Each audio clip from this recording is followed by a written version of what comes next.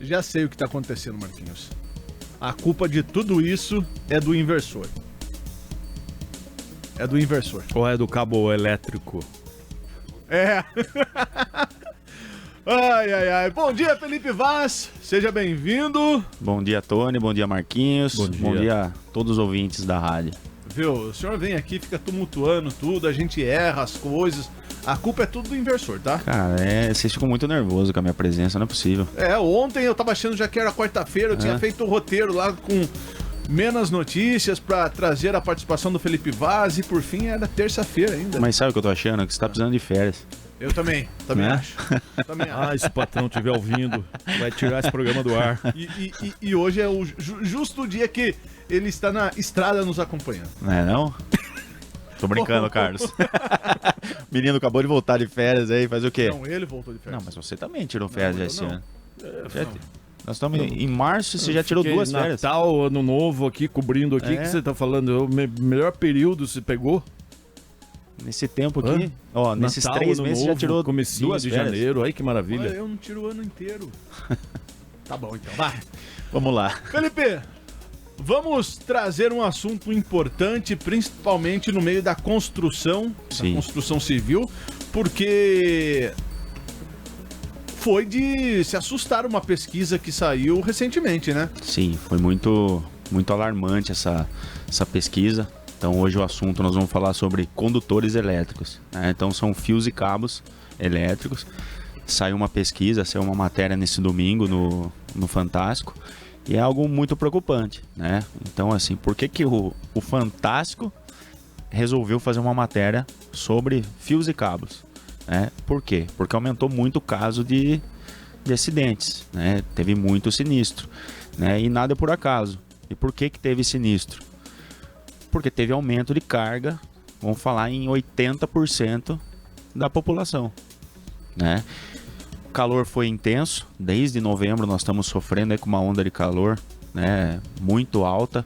Então o que está acontecendo? O pessoal está instalando ar-condicionado, Aí a gente volta naquele tema que a gente já falou lá atrás, né? Exatamente, está instalando muito Falta de ar-condicionado, estrutura. muito ventilador. Vocês têm 2, 3 quartos no caso, mete 2, 3 ar lá e...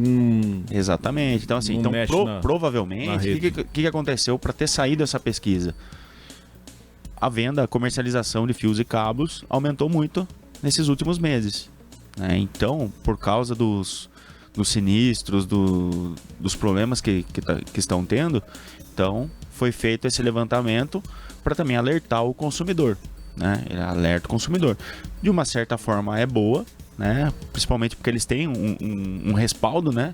Porque a matéria lá, o Inmetro está junto e outros órgãos de análise estão junto. Então assim, foram 13, 14 marcas reprovadas, né? Então assim, qual que é a chance dessas 13, 14 marcas estarem disponíveis nas prateleiras para a gente comprar, né?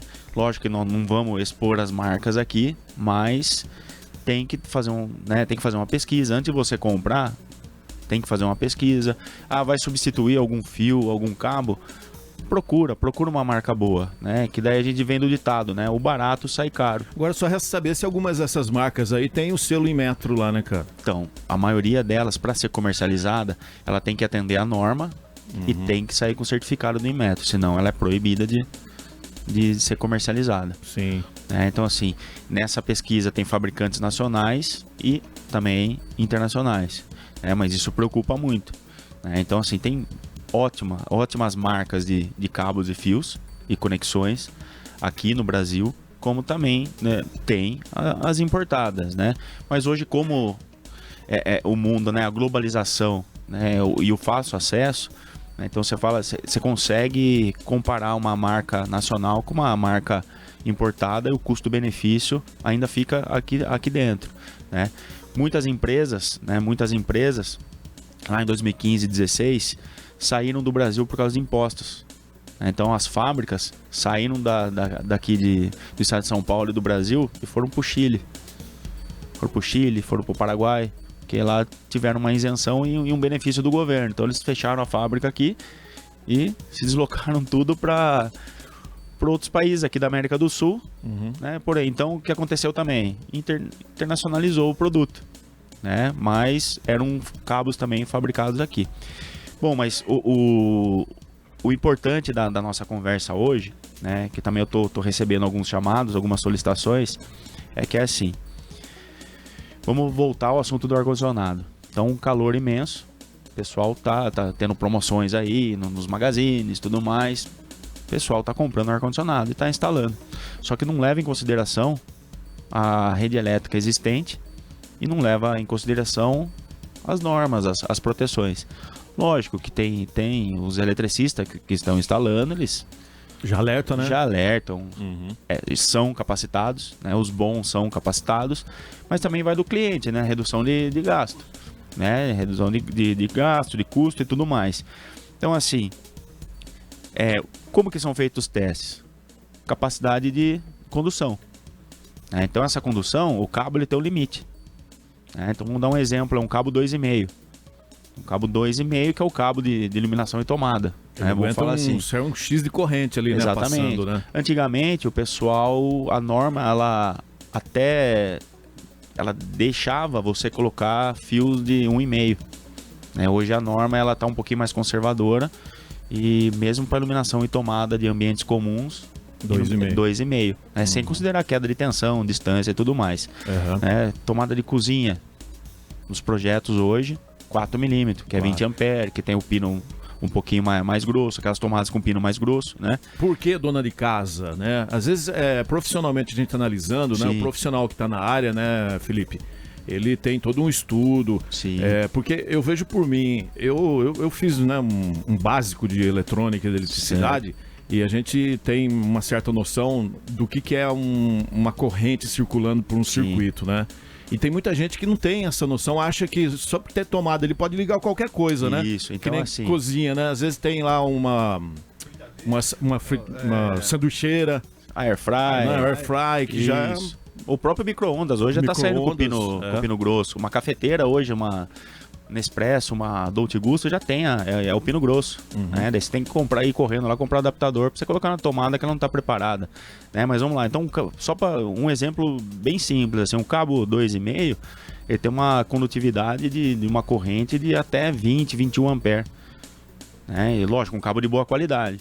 Aí você fala assim, poxa, 20, 21 ampere, então vou ligar uma chapinha, um secador de cabelo potente de 2.000 e poucos watts. Já vai ultrapassar, por isso que daí pula pro cabo 4.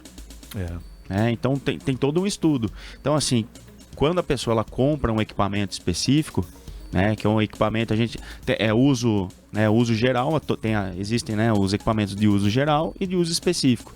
O de uso específico, então a pessoa que vai fazer a instalação, ela tem que analisar o datasheet, né, que é o manual do equipamento, as especificações tanto de tensão quanto de corrente, e ela tem que fazer, né, passar o cabeamento, a fiação condizente com a corrente que está indicada. Mas também não adianta você colocar um equipamento a 30, 40 metros do ponto de conexão até o equipamento. Daí você tem que considerar a queda de tensão. Daí automaticamente esse cabo, pode ser que ele aumente a bitola dele. Então tem toda essa análise e estudo. Né? Então quando você... É a lei de Ohm, né? Exatamente.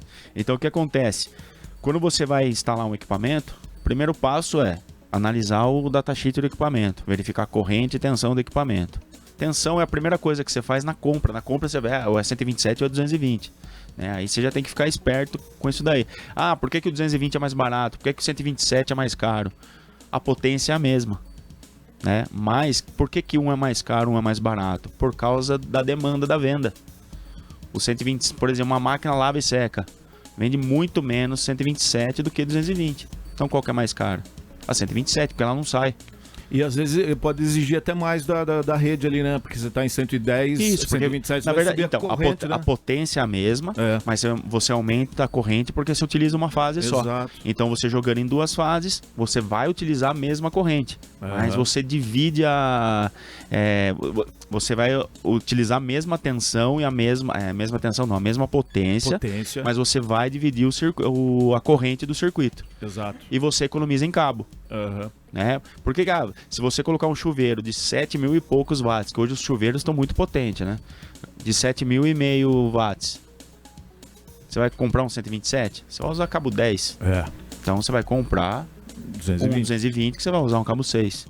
Né? Então, assim, qual que é a importância? Então, o cabo, só para o ouvinte, né, ele tem uma noção, assim, do perigo. Então, todo cabo ele tem uma limitação. Só que essa limitação tá ligada ao quê? A corrente do equipamento e também à proteção. A proteção também é muito importante. O que o pessoal tem feito também? Tá lá, vamos falar uma entrada de energia, cabo 16.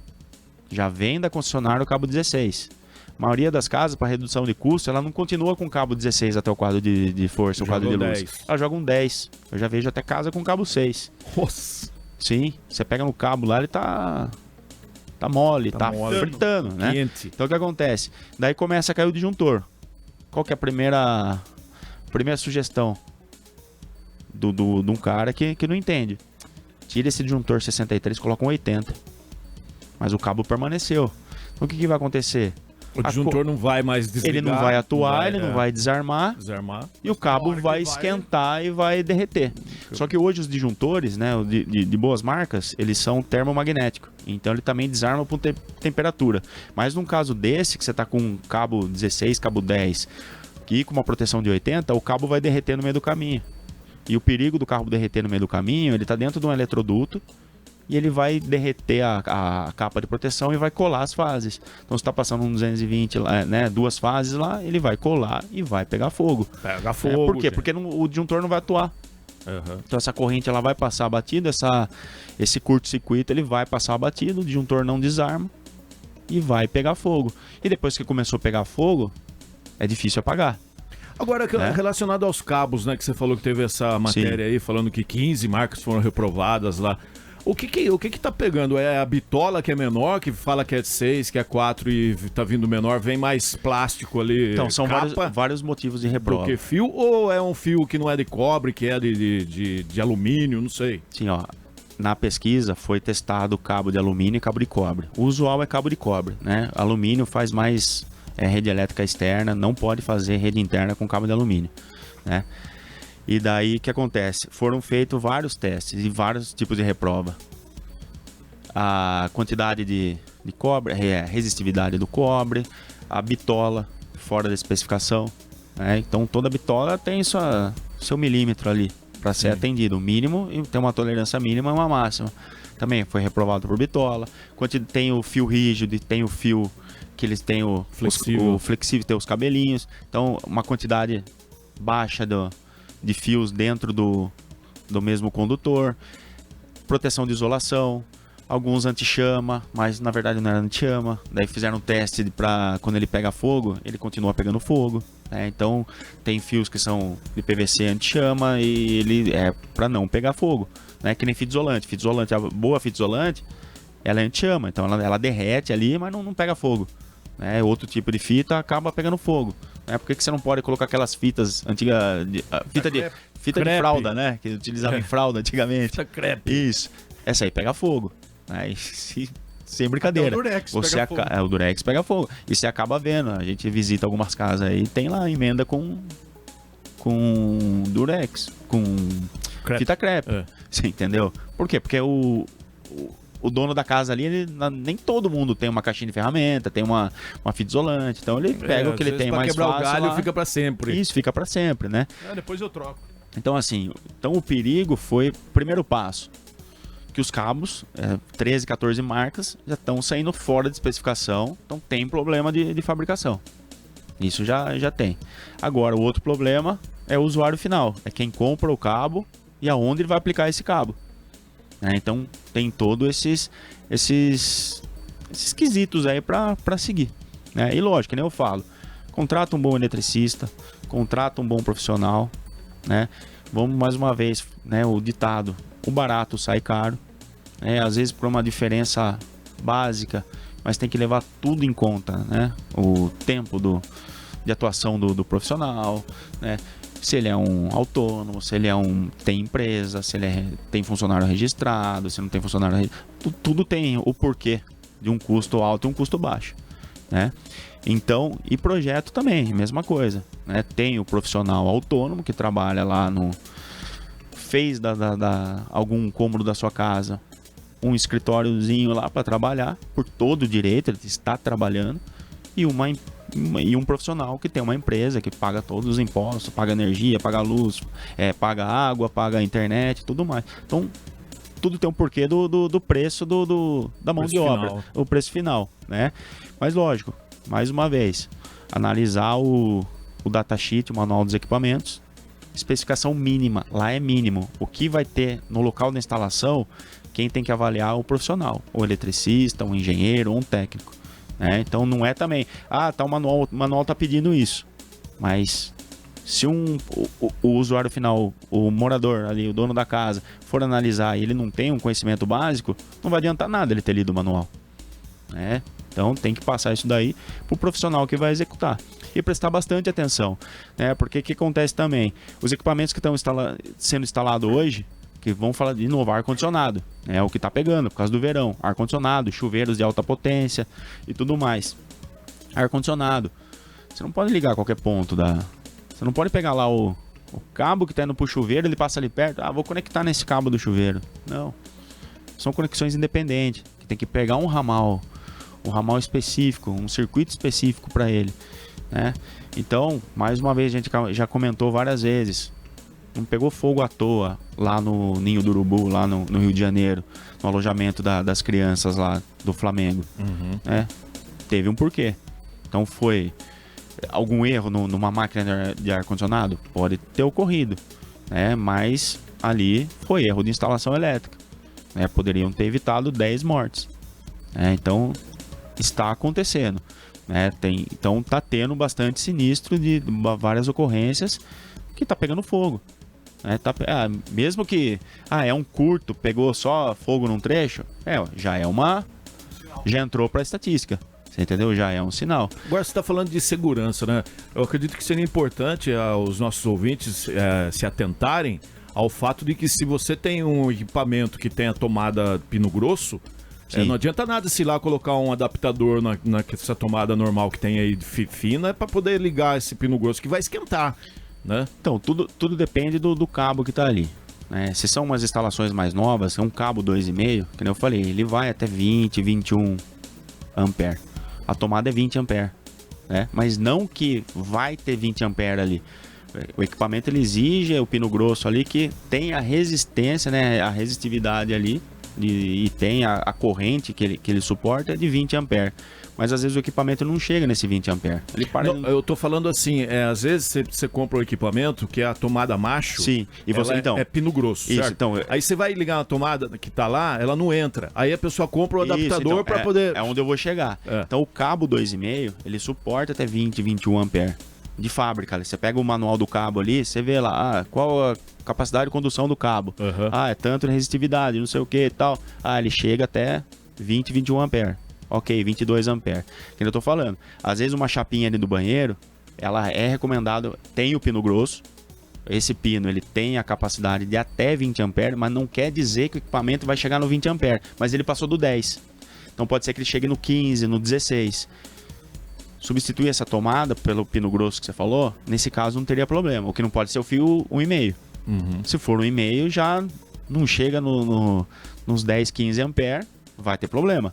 Você entendeu? Então tudo basta da análise, né? Então, lógico, que hoje os projetos novos, tomada de banheiro, tomada de cozinha, tomada de área de serviço, já estão saindo com cabo 4 milímetros, né? Exatamente por causa disso. Então você consegue colocar um equipamento um pouquinho mais pesado lá, que chegue real no 20 ampere.